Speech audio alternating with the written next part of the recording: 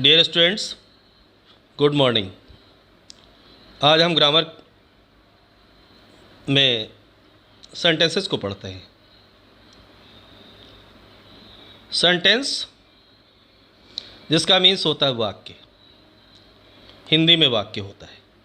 तो इसकी परिभाषा है शब्दों का वह समूह जो पूरा पूरा भाव या अर्थ प्रकट करता है, वाक्य कहलाता है।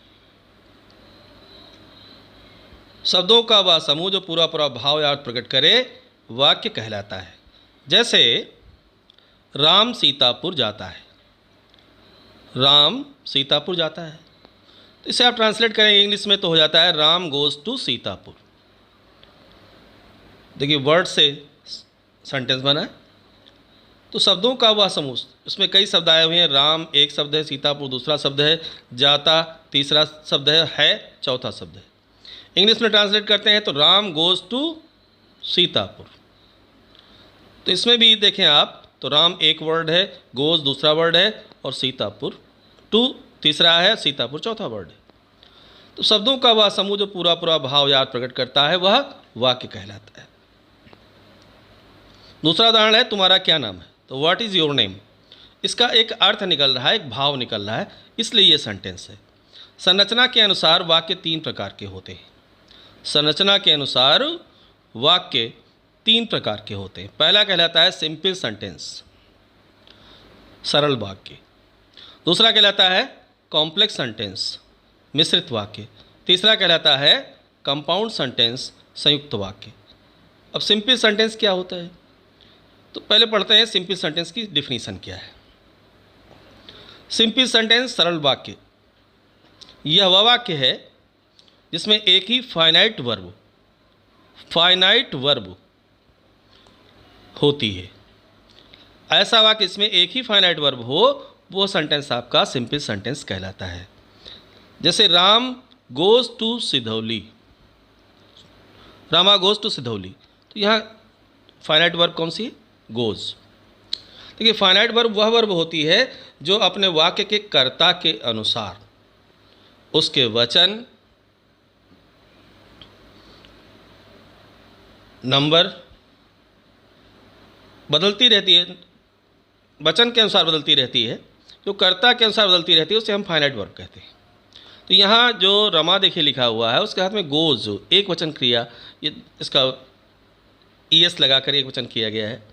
तो रमा गोज़ टू सिधौली, रमा सिधौली जाती है। He makes a noise, he makes, देखिए ही एक वचन करता था, एक वचन का प्रोनाउन है, यहाँ पर मेक्स हो गया। तो he makes a noise in the class, वह कक्षा में शोर मचाता है। तो ये सिंपल सेंटेंस है। सेकंड, दूसरे प्रकार का आपका सेंटेंस है कॉम्प्लेक्स सेंटेंस। कॉम्प्लेक्स सेंटेंस यह वह वाक्य है इसमें एक प्रिंसिपल क्लास, मुख्य उपवाक्य और कम से कम एक सबऑर्डिनेट क्लास यानी आश्रित उपवाक्य होता है। आपने ऐसे सेंटेंस कई बार बनाए होंगे, पढ़े भी होंगे। तो इसमें देखिए पहला हमने उदाहरण दिया आपको, द पेशेंट हैड डाइड, रोगी मर चुका था। बिफोर डॉक्टर केम, डॉक्टर के आने से पहले। तो डॉक्टर के आने से पहले रोगी मर चुका था। वाक्य का एक भाग है डॉक्टर के आने से पहले, एक क्लास हो गया, एक उपवाक्य हो गया। दूसरा उपवाक्य है रोगी मर चुका था। तो इन दोनों में किसका अर्थ स्पष्ट है। यदि हम इसको कहें डॉक्टर के आने से पहले, क्या इसका अर्थ पूरा होता है, नहीं पूरा होता। तो ये आश्रित उपवाक्य है, सबऑर्डिनेट क्लास है। सबऑर्डिनेट क्लास सदैव अपने अर्थ को प्रकट करने के लिए प्रिंसिपल क्लास पर आश्रित रहती है, इसलिए इसको सबऑर्डिनेट क्लास कहते हैं। प्रिंसिपल क्लास, मुख्य उपवाक्य, यह उपवाक्य वह उपवाक्य होता है जो अपने अर्थ को पूर्ण रूप से स्पष्ट करता है। तो प्रिंसिपल क्लास वह उपवाक्य है जो अपने अर्थ को पूर्ण रूप से स्पष्ट करता है। सबऑर्डिनेट क्लास वह उपवाक्य है जो अपने अर्थ को पूर्ण रूप से स्पष्ट नहीं करता, अपने अर्थ को प्रकट करने के लिए किसी दूसरे उपवाक्य पर आश्रित होता है। तो इस वाक्य में द पेशेंट हैड डाइड, ये आपका है principal clause. Before doctor came, ये आपका है सबऑर्डिनेट क्लास। तो बात समझ में आई। यदि हम इतना कहें डॉक्टर के आने से पहले, तो इसका अर्थ स्पष्ट नहीं होता। इसका अर्थ तभी स्पष्ट होगा जब हम कहेंगे रोगी मर गया। तो जब रोगी मर गया, ये आपका मुख्य उपवाक्य हो गया, और डॉक्टर के आने से पहले आपका सबऑर्डिनेट क्लॉज हो गया। अगला देखें, व्हेन वी रीच्ड स्कूल, जब हम विद्यालय पहुँचे। जब हम विद्यालय पहुँचे, और दूसरा उपवाक्य कह रहा है द बेल हैड रंग, घंटी बज चुकी थी। तो जब हम विद्यालय पहुँचे, इसका अर्थ स्पष्ट नहीं है, इसलिए सबऑर्डिनेट क्लॉज है। और द बेल हैड रंग, घंटी बज चुकी थी, इसका अर्थ स्पष्ट है, इसलिए ये आपका प्रिंसिपल क्लॉज है। इसके बाद तीसरे प्रकार के जो वाक्य होते हैं, उन वाक्यों पर हम आते हैं। तीसरे प्रकार के वाक्य जो होते हैं कंपाउंड सेंटेंस कहलाते हैं। कंपाउंड सेंटेंस, इसकी परिभाषा ये वह वाक्य है जिसमें एक प्रिंसिपल क्लॉज होता है और कम से कम एक कोऑर्डिनेट क्लॉज। कोऑर्डिनेट क्लॉज, समान पदी उपवाक्य, जिसकी हिंदी होती है समान पदी उपवाक्य होता है। अब देखिए, प्रिंसिपल क्लॉज अभी आपको हमने बताया था, वह उपवाक्य है जो अपने अर्थ को पूर्ण रूप से स्पष्ट करता है। कोऑर्डिनेट क्लॉज भी अपने अर्थ को पूर्ण रूप से स्पष्ट करता है, यह प्रिंसिपल क्लॉज पर आश्रित नहीं होता, इसलिए इसको संयुक्त वाक्य कहते हैं। कंपाउंड सेंटेंस को ही हम मल्टीपल सेंटेंस भी कहते हैं। तो आप देखें, इसका एग्जाम्पल देखें, Mohan played on flute, Mohan ने बांसुरी बजाई। एंड यहाँ पर कोऑर्डिनेटिंग कंजक्शन है, राधा डांस टू, तो एंड राधा डांस, ये आपका है कोऑर्डिनेट क्लॉज, समान पदी उपवाक्य। और राधा ने नृत्य किया, इसमें दोनों का अर्थ स्पष्ट है। मोहन प्लेड ऑन फ्लूट, इसका भी अर्थ स्पष्ट है, एंड राधा डांस, इसका भी अर्थ स्पष्ट है। ही इज़ पुअर, वह निर्धन है। यट, फिर भी, ही इज ऑनेस्ट, वह ईमानदार है। वह निर्धन है, इसका भी अर्थ स्पष्ट है, और यट ही इज ऑनेस्ट, फिर भी वह ईमानदार है, इसका भी अर्थ स्पष्ट है। तो यट ही इज ऑनेस्ट, ये आपका है कोऑर्डिनेट क्लॉज, और ही इज पुअर, ये आपका है प्रिंसिपल क्लॉज। तो ये आपके तीन प्रकार के संरचना के अनुसार वाक्य होते हैं। अब आते हैं जो सिंपल सेंटेंस, अभी तक जो आप लोगों ने पढ़ा होगा कि वाक्य कितने प्रकार के होते हैं, kinds of simple sentence. Kinds of simple sentence, सरल वाक्य, साधारण वाक्य। तो सरल वाक्य निम्नलिखित प्रकार के होते हैं। पहला कहलाता है असर्टिव सेंटेंस, विधि सूचक वाक्य। दूसरा कहलाता है इंटरॉगेटिव सेंटेंस, प्रश्नसूचक वाक्य। तीसरा कहलाता है इंपरेटिव सेंटेंस, आदेशात्मक वाक्य। चौथा कहलाता है आपका एक्सक्लेमेटरी सेंटेंस, विस्मयादि बोधक वाक्य।